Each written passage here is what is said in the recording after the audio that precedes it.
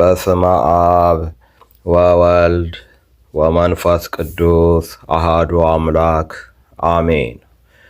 ኦሪት ዘዳግም ምዕራፍ 10 ከቁጥር 1 እስከ ፍጻሜ ምዕራፍ።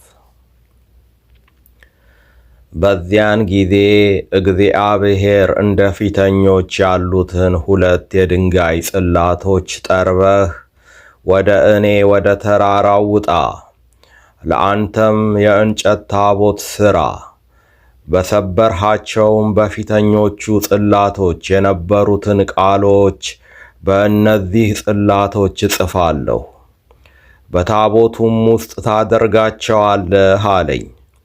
ከግራርም እንጨት ታቦትን ሠራሁ፣ እንደ ፊተኞችም 2 የድንጋይ ጽላቶች ጠረብሁ። 2ቱንም ጽላቶች በእጄ ይዤ ወደ ተራራው ወጣሁ። ስብሰባ ተደርጎ በነበረበትም ቀን እግዚአብሔር በተራራው ላይ በእሳት ውስጥ ሆኖ የተናገራችሁን 10ቱን ቃላት ደግሞ ተጽፈው እንደነበረ በጽላቶቹ ላይ ጻፈ። እግዚአብሔርም እነርሱን ለእኔ ሰጠኝ። ተመልሼም ከተራራው ወረድሁ። ጽላቶችንም በሠራሁት ታቦት ውስጥ አደረግኋቸው። እግዚአብሔርም እንዳዘዘኝ በዚያ ኖሩ።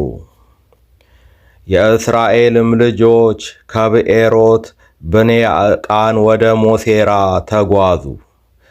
በዚያም አሮን ሞተ፣ በዚያም ተቀበረ። በእርሱም ፋንታ ልጁ አልዓዛር ካህን ሆነ። ከዚያም ወደ ጉድጎዳ ተጓዙ። ከጉድጎዳም ወደ ውሃ ፈሳሾች ምድር ወደ ዮጥባታ ተጓዙ።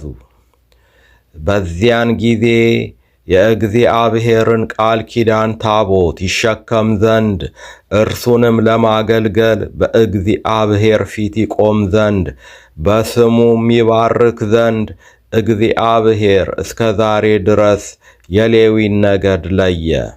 ስለዚህ ለሌዊ ከወንድሞቹ ጋር ክፍልና ርስት የለውም። አምላክህ እግዚአብሔር እንደተናገረው እግዚአብሔር ርስቱ ነው። እኔም እንደ ፊተኛው ጊዜ 40 ቀንና 40 ሌሊት በተራራው ላይ ተቀመጥሁ። እግዚአብሔርም በዚህ ጊዜ ደግሞ ሰማኝ። እግዚአብሔር ሊያጠፋህ አልወደደም። እግዚአብሔርም ተነስተህ በሕዝቡ ፊት ተጓዝ፣ ለአባቶቻቸውም ልሰጣቸው ወደ ማልሁላቸው ምድር ይግቡ ይውረሷትም አለኝ።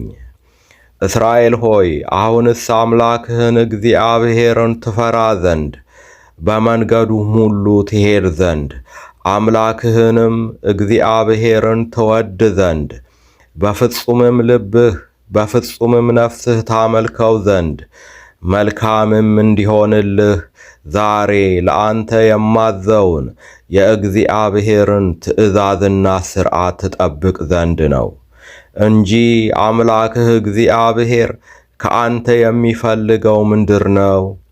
እነሆ ሰማይ ሰማየ ሰማያትም ምድርም በእርሷም ያለው ሁሉ የአምላክህ የእግዚአብሔር ነው። ብቻ እግዚአብሔር ስለ አባቶችህ ደስ ብሎታል፣ እነርሱንም ወዷል። ከእነርሱም በኋላ እናንተን ዘራቸውን እንደ ዛሬ ሁሉ ከአሕዛብ ሁሉ መካከል መረጠ። እንግዲህ አምላካችሁ እግዚአብሔር የአማልክት አምላክ የጌቶችም ጌታ ታላቅ አምላክ ኃያልም የሚያስፈራም በፍርድ የማያደላ መማለጃም የማይቀበል ነውና እናንተ የልባችሁን ሸለፈት ግረዙ። ከእንግዲህ ወዲህም አንገተ ደንዳና አትሁኑ። ለድሃ አደጉና ለመበለቲቱ ይፈርዳል። መብልና ልብስም ይሰጠው ዘንድ ስደተኛውን ይወዳል። እናንተ በግብፅ አገር ስደተኞች ነበራችሁና ስለዚህ ስደተኛውን ውደዱ። አምላክህን እግዚአብሔርን ፍራ፣ እርሱንም አምልክ፣ ከእርሱም ተጣበቅ፣ በስሙም ማል። ዓይኖችህ ያዩትን እነዚህን ታላላቆች የሚያስፈሩትንም ነገሮች ያደረገልህ እርሱ ክብርህ ነው፣ እርሱም አምላክህ ነው። አባቶችህ 70 ነፍስ ሆነው ወደ ግብፅ ወረዱ። አሁንም አምላክህ እግዚአብሔር ብዛትህን እንደ ሰማይ ከዋክብት አደረገ። ይቆየን። ወስብሐት ለእግዚአብሔር።